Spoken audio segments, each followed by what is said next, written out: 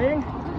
धुलीखेलमा यस्तो छ पुरै अँध्यारो तपाईहरु नझुक्किनु ल यो बिहान यस्तो चरकको घाम लागेको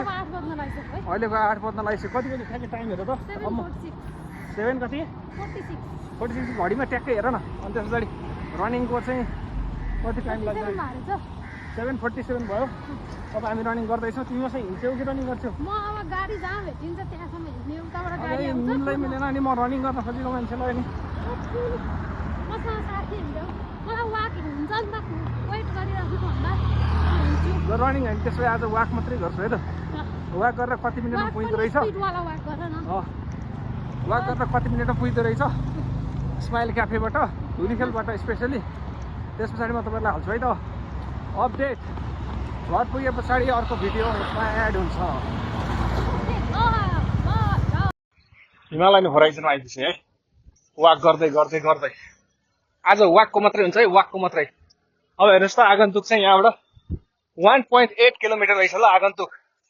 लेट्स सी यस्तो अन्धकार छ यहाँनिर आइपुग्यो है त हिमालयन दृश्य 30 मिटर र हाम्रो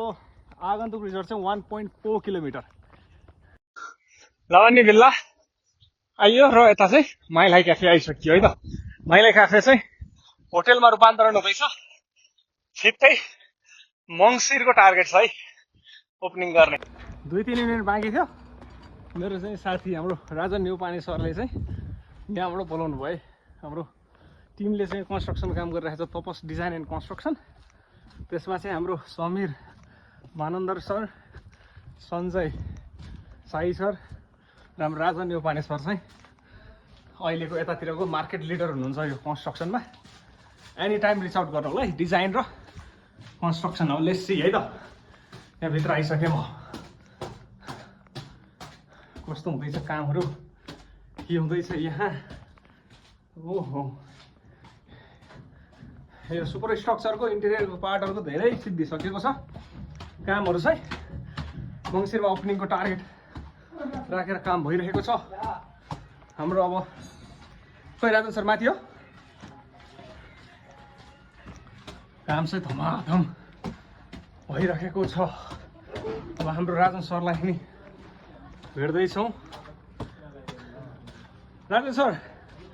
गुड मर्निङ यहाँ तपाईँको फलोवरहरूलाई चाहिँ हेलो भन्नु गुड मर्निङ र हाम्रो राजन सरलाई भेट्यो टाइम चाहिँ अब यहाँबाट 4 मिनट लाग्छ होला